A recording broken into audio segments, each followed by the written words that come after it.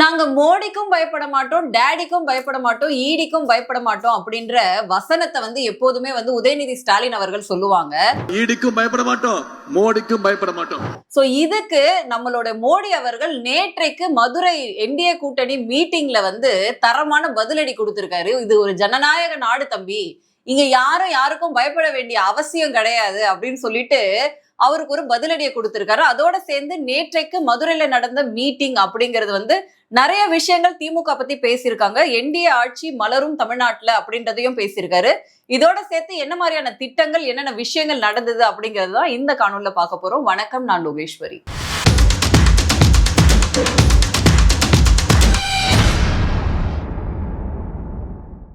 நேற்றைக்கு மதுரையில மீட்டிங்ல கலந்துகிட்ட நம்மளுடைய பாரத பிரதமர் நரேந்திர மோடி அவர்கள் பல நலத்திட்டங்கள் ஆனது அறிவிக்கப்பட்டிருந்துச்சு. அதை நம்ம வீடியோவோட கடைசி பகுதியை பார்க்கலாம். அதுக்கு முன்னாடி திமுகவை போட்டு துவைச்சிருந்தாரு.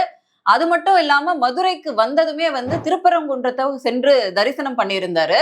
சோ இந்த திருப்பரங்குன்ற விவகாரம் அப்படிங்கிறது கடந்த சில மாதங்களாக பத்தி எரியக்கூடிய விஷயம். இது ஒரு முழுக்க முழுக்க மத அரசியல் சார்ந்த விஷயமாக தான் இங்க பேசப்பட்டிருந்துச்சு. இந்த சமயத்துல கோர்ட்டு தீர்ப்பை கூட மதிக்காத திமுக அரசு இருந்த இந்த வேலையில பாரத பிரதமர் இந்த இடத்துல போய் விசிட் பண்றது, இந்த கோவில போய் தரிசனம் பண்றது அப்படிங்கிறது ஒட்டுமொத்த இந்தியாவுமே திரும்பி பார்க்கக்கூடிய விஷயமா இருக்கும். ஏற்கனவே திமுக பண்ண விஷயத்துல ஒட்டுமொத்த இந்தியாவும் திரும்பி பார்க்க தான் செஞ்சிருந்தது.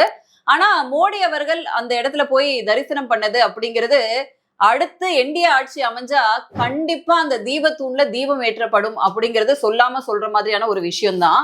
அதோட சேர்த்து இந்த தீபத்தூண் விவகாரத்துக்கு எவ்வளவு இம்பார்ட்டன்ஸ் கொடுக்கறாங்க மோடி அரசாங்கம் அப்படிங்கறத நம்ம பார்க்கணும். ஏன்னா அந்த தீபத்தூண்ல தீபம் ஏத்த முடியல அப்படின்னு சொல்லிட்டு பூர்ணச்சந்திரன் அப்படிங்கிற ஒருத்தர் தன்னை தீ வச்சு கொளுத்திக்கிட்டாரு. இவர் ஒரு குடும்பஸ்தன், அவர் மனைவி, 2 ஆண் குழந்தைங்க அப்படின்லாம் இருக்காங்க. இது ரொம்ப பெரிய விவகாரமா பேசப்பட்டுச்சு. மோடி அவர்கள் அவருடைய குடும்பத்தினரை சந்திச்சிருக்கிறது அப்படிங்கிறது இங்க ஹைலைட்டா பார்க்கப்படுது. பூர்ணச்சந்திரன் அவர்களுடைய மனைவி மற்றும் 2 மகன்களை மோடி சந்திச்சிருக்காரு இந்த மதுரை விசிட்டோட. சோ தட் மீன்ஸ் ஒரு உயிர் போயிருக்கு, அதுக்கான நியாயத்தை நான் வாங்கி தருவேன் அப்படிங்கறத தான் மோடி அவர்கள் சொல்லாம சொல்லியிருக்காங்க அப்படிங்கிறது பார்க்கப்படுது. இங்க அரசியல் சார்ந்து பல விஷயங்களா பேசப்பட்டாலும் மோடி ஏன் இப்ப போய் மீட் பண்றாரு, திருப்பரங்குன்றத்துக்கு ஏன் போறாரு, இந்த மாதிரியான அரசியல் சார்ந்த கேள்விகளை இங்க இருக்கக்கூடிய மூத்த பத்திரிகையாளர்களோ இல்ல அரசியல் தலைவர்களோ கூட வைக்கிறாங்க. பட் ஆனா இதே கேள்வியை நம்ம ஸ்டாலின் அவர்களையும் பார்த்து வைப்போமா அப்படிங்கிறது தான் பார்க்கணும். ஏன்னா இங்க திட்டமிட்டே ஒரு மத அரசியலை செய்யக்கூடியது யாருன்னு பாத்தீங்கன்னா அது திமுக அரசு தான். சோ அதுக்கு சரியான பதிலடியா இதுதான் இருக்க முடியும். நாட்டினுடைய பிரதமர் அந்த இடத்துல போகும் பொழுது அந்த தீபத்தூண்ல தீபம் ஏற்றுவது அப்படிங்கிறது ஒரு மதம் சார்ந்த நம்பிக்கை தான். அதை எப்படி வச்சு விளையாடுது திமுக அரசு அப்படிங்கிறது மக்களுக்கு தெரியணும் அப்படிங்கிறது தான் இந்த இடத்துல பார்க்கப்பட வேண்டிய விஷயமா இருக்கு. சோ பொறுத்திருந்துதான் நம்ம பார்க்கணும். இந்த தீபத்தூண்ல என்டிஏ ஆட்சி அமைஞ்சா கண்டிப்பா தீபம் ஏற்றப்படும் அப்படிங்கிறது.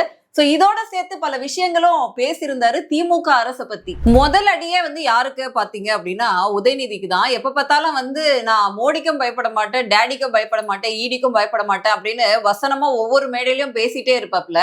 ஈடிக்கும் பயப்பட மாட்டோம், மோடிக்கும் பயப்பட மாட்டோம். அவருக்கு தரமான பதிலடியை நம்மளுடைய பாரத பிரதமர் அவர்கள் கொடுத்திருக்காங்க அப்படின்னு தான் சொல்லணும். என்ன சொல்லியிருந்தாரு அப்படின்னா, இது ஒரு ஜனநாயக நாடு, இங்க யாரும் யாருக்கும் பயப்பட வேண்டிய அவசியமே கிடையாது. சோ உண்மையான ஜனநாயகம் அப்படிங்கறத இதுதான். அதனால இந்த மாதிரியான வசனம் எல்லாம் பேசிட்டு திரிய வேணாம் அப்படின்ற மாதிரி பேசியிருந்தாப்புல. நீங்க ஒழுங்கா ஆட்சி நடத்தினா நீங்க எதுக்கு யாரையும் பார்த்து பயப்படணும் அப்படிங்கிறது தான். இதுல இன்னொரு விஷயம் என்ன அப்படின்னா, போன வாட்டி அவரு மதுராந்தகம் வந்த பொழுதே 3C மாடலை பத்தி சொல்லிட்டு போயிருந்தாரு, இந்த கரப்ஷன் கவர்மெண்ட்டை பத்தி. இந்த வாட்டி இந்த மாஃபியா கும்பல் செய்யக்கூடிய ஒவ்வொரு விஷயத்தையும் புட்டு புட்டு வச்சிருக்காரு. குறிப்பா சொல்லணும் அப்படின்னா KN நேரு அவர்களுடைய விவகாரத்தை எடுத்து பேசியிருக்காரு. ஒரு துறையில என்ன மாதிரி எல்லாம் ஊழல் பண்ண முடியும், கமிஷன் கான்ட்ராக்ட் அடிக்கிறது, கேஷ் ஃபார் ஜாப்ஸ் பண்றது, விரட்டுறது, உருட்டுறது, பொய்யான விஷயங்களை சொல்லி கட்சிக்கு நிதியை வாங்குறது அப்படின்னு சொல்லிட்டு ஒட்டுமொத்த சிஸ்டத்தையும் கரப்ட் பண்ணி வச்சிருக்காங்க. குறிப்பா இந்த 1020 கோடி ஊழல் இருக்கு இல்லையா, KN நேரு அவர்களுடைய இந்த ஸ்கேம் இருக்குல்ல, இது பெரிய அளவுல பேசப்படும். அதுவும் இதுக்கு முதல் குடும்பமே துணை இருக்கு, பார்ட்டியே துணை இருக்கு. அதனால முதல்வர் வரைக்கும் இதுல லாக் ஆவாங்க அப்படிங்கிற விஷயத்தையும் மக்கள் மத்தியில கொண்டு போய் சேர்க்கிற வகையில அவர் பேசியிருந்தாரு. சோ இதோட சேர்த்து மதுரையில இந்த மீட்டிங் நடந்தனால மதுரைலாம் என்ன மாதிரியான ஒரு நகரம், பல தலைவர்கள் இந்த நகரத்துக்கு அவ்வளவு பெருமை சேர்த்திருக்காங்க. ஆனா இப்ப இருக்கக்கூடிய ஆட்சி இந்த நகரத்தை குப்பையமா வச்சிருக்கு. அதாவது ஆர்டர் வகையில மதுரையை எங்கேயோ தரத்துல கீழே கொண்டு போய் சேர்த்ததுலதான் பெருமை சேர்த்திருக்கு இந்த திமுக அரசு அப்படின்னு சொல்லியிருக்காங்க. ஏன்னா வந்து அந்த அளவுக்கு குப்பை குளமா வந்து மதுரையை மாத்திருக்க பெருமை அப்படிங்கிறது திராவிட மாடல தான் சேரும் அப்படிங்கறத பிரதமரே சொல்லியிருக்காரு. சோ கண்டிப்பா வந்து திமுக ஆட்சி வீட்டுக்கு அனுப்பப்படும், என்டிஏ ஆட்சி மலரும் அப்படிங்கறத மேடையிலேயே சொல்லிட்டாரு நம்மளோட மோடி அவர்கள். அதோட சேர்த்து தமிழகத்துக்கு கிட்டத்தட்ட 4400 கோடி மதிப்பிலான திட்டங்களுக்கான அடிக்கல் நாட்டு விழா அப்படிங்கிறது நடந்துருந்துச்சு. குறிப்பா சொல்லணும் அப்படின்னா மரக்காணம் மற்றும் புதுச்சேரிக்கான 4 வழி சாலைக்கான அடிக்கல் நாட்டு விழா நடந்தது. அதுக்கப்புறம் வந்து பரமக்குடி ராமநாதபுரம் இந்த பிரிவுக்கான 4 வழி சாலைகளுக்கான திட்டங்களுக்கான அடிக்கல் நாட்டு விழா பண்ணியிருந்தாங்க. அதுக்கப்புறம் காரைக்குடி, பொம்மிடி, மணப்பாறை, மோரப்பூர், பொள்ளாச்சி, சோழவந்தான், ஸ்ரீவல்லிபுத்தூர் மற்றும் திருவாரூர் ஆகிய ரயில் நிலையங்களுக்கு அம்ரித் ரயில் நிலையங்களை வந்து திறக்கும் பணியானது மேற்கொள்ள அடிக்கல் நாட்டப்பட்டுச்சு. இதோட சேர்த்து சென்னை கடற்கரை மற்றும் சென்னை எழும்பூர் 4வது ரயில் வழித்தடம் வந்து அமைப்பதற்கான விழாவானது சிறப்பா நடைபெற்றுச்சு நேத்து அப்படின்னு சொல்லலாம். இந்த திட்டங்களை தொடங்கி வச்ச மோடி அவர்கள் சொன்ன விஷயம் என்ன அப்படின்னா, புனிதமான இந்த மதுரையில வந்து நான் வந்து கலந்துக்கிறது அப்படிங்கிறது ரொம்ப சந்தோஷமா இருக்கு. இங்க இருக்கக்கூடிய மீனாட்சி அம்மனையும் சுந்தரேஸ்வரையும் வணங்கி தலை வணங்கி நான் வந்து இந்த இடத்துல வந்து கலந்துக்கிட்டதுல சந்தோஷப்படுறேன் அப்படின்னு சொல்லியிருந்தாரு.